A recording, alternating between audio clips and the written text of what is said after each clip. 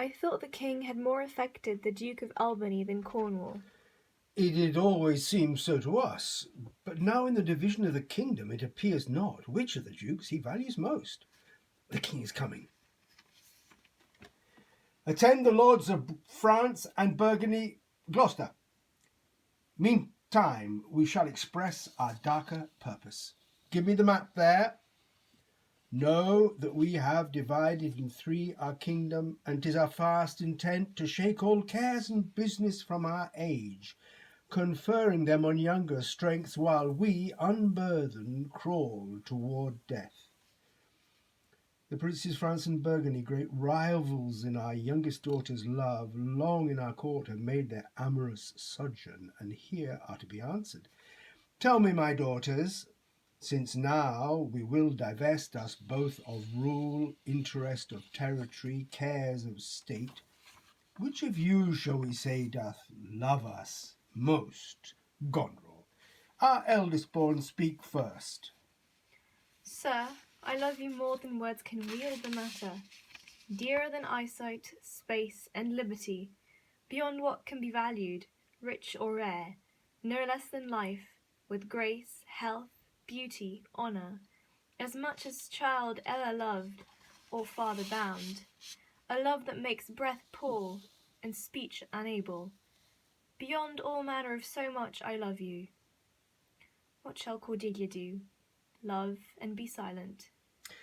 Of all these bounds, even from this line to this, with shadowy forests and champaigns rich, with plenteous rivers and wide-skirted meads, we make thee lady. What says our second daughter, our dearest Regan, wife to Cornwall? Speak.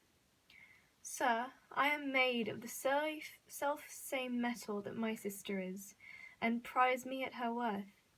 In my true heart I find she names my very deed of love. Only she comes too short, that I profess myself an enemy to all other joys, which the most precious square of sense possesses, and find I am alone felicitate in your dear highness' love. Then poor Cordelia, and yet not so, since I am sure my love's more richer than my tongue. To thee and thine hereditary ever remain this ample third of our fair kingdom, no less in space, validity, and pleasure than that conferred on Goneril. Now, our joy, although the last not least, to whose young love the vines of France and milk of Burgundy strive to be interest, what can you say to draw a third more opulent than your sisters? Speak. Nothing, my lord. Nothing. Nothing. Nothing will come of nothing. Speak again. Unhappy that I am, I cannot heave my heart into my mouth. I love your majesty according to my bond, no more nor less. How, Cordelia, mend your speech a little, lest it may mar your fortunes. Good my lord, you have begot me, bred me, loved me. I return those duties back as are right fit, obey you, love you, and most honour you. Why have my sisters husbands, if they say they love you all? Haply, when I shall wed, that lord whose hand must take my plight shall carry half my love with him, half my care and duty. Sure I shall never marry like my sisters, to love my father all. But goes thy heart with this? Ay, good my lord. So young and so untender? So young, my lord, and true. Let it be so. Thy truth then be thy dower. Here I disclaim all my paternal care, propinquity and property of blood, and as a stranger to my heart and me, hold thee from this forever. Good my liege. Peace, Kent, come not between the dragon and his wrath.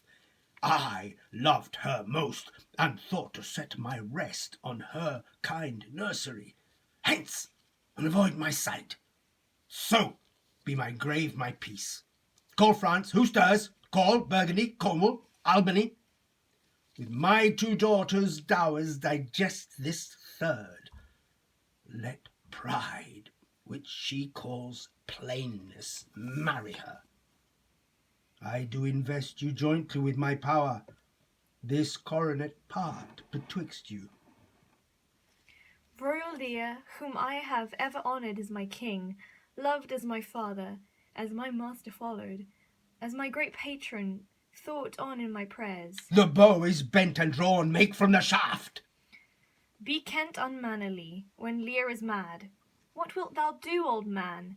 Think'st thou the duty shall have dread to speak, when power so flattery bows?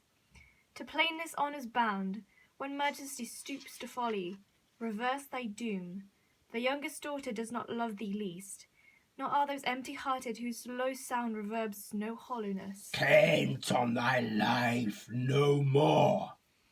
My life I have never held but as a pawn to wage against thy enemies, nor fear to lose it, thy safety being the motive. Out of my sight! See better, Lear, and let me still remain the true blank of thine eye. Now by Apollo! Now by Apollo, king, thou swear'st thy gods in vain. Oh, vassal, miscreant! Dear sir, forbear. Do, kill thy physician, and thee fee bestow upon thy foul disease. Revoke thy doom, or whilst I can vent clamour from my throat, I'll tell thee thou dost evil. Hear me, recreant! On thy allegiance, hear me! Since thou hast sought to make us break our vow, which we durst never yet, 5 days we do allot thee for provision to shield thee from disasters of the world, and on the 6th to turn thy hated back upon our kingdom. Fare thee well, king. Sith thus thou wilt appear, freedom lives hence, and banishment is here. The gods to their dear shelter take thee, maid, thou justly think'st, and hast most rightly said. And your large speeches may your deeds approve. Thus Kent, O princess, bids you adieu. He'll shape his old course in a country new. Here's France and Burgundy, my noble lord. My lord of Burgundy, what in the least will you require in present dower with her? Most royal majesty, I crave no more than what your highness offered, nor will you tender less. Right noble Burgundy, when she was dear to us, we did hold her so, but now her price is fallen. Sir, there she stands. If aught within this little seeming substance, or all of it, may fitly like your grace, she's there, and she's yours. I know no answer. Will you, with those infirmities she owes, unfriended new, adopted to our hate, dowered with our curse, and strangered with our oath, take her, or leave her? Pardon me, sir, royal sir, election makes not up on such conditions. Then leave her, sir, for by the power that made me, I tell you all her wealth.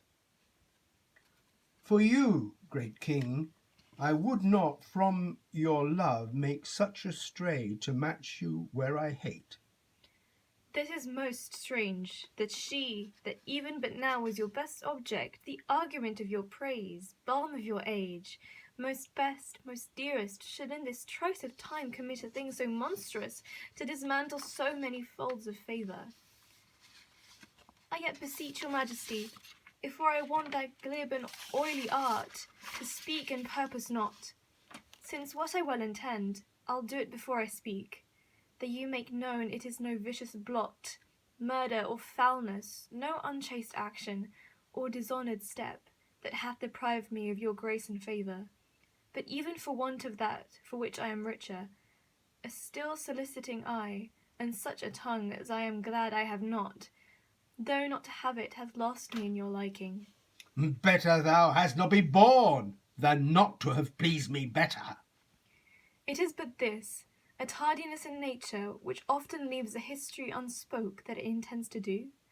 My lord of Burgundy, she is herself a dowry. Royal Lear, give me but that portion which you've yourself proposed, and here I take Cordelia by the hand, Duchess of Burgundy. Nothing, I've sworn, I am firm. Fairest Cordelia, that art most rich, being poor, most choice forsaken, and most loved despised. Thee and thy virtues here I seize upon. Be it lawful I take up what's cast away. Gods, gods, 'tis strange that from their cold neglect my love should kindle to inflamed respect. Thy dowerless daughter, king, thrown to my chance, is queen of us, of ours, and our fair France. Not all the dukes of waterish Burgundy can buy this unprized precious maid of me. Bid them farewell, Cordelia, though unkind. Thou losest here, a better where to find. Thou hast her, France, let her be thine, for we have no such daughter, nor shall ever see that face of hers again. Therefore be gone without our grace, our love, our benison. Come, noble Burgundy. Bid farewell to your sisters. The jewels of our father, with washed eyes Cordelia leaves you. I know you what you are, and like a sister am most loath to call your faults as they are named. Use well our father. To your professed bosoms I commit him, but yet, alas, stood I within his grace, I would prefer him to a better place. So farewell to you both. Prescribe not us our duties. Let your study be to content your lord, who hath received you as fortune's alms. Time shall unfold what plaited cunning hides. Well may you prosper. Come, my full fair Cordelia,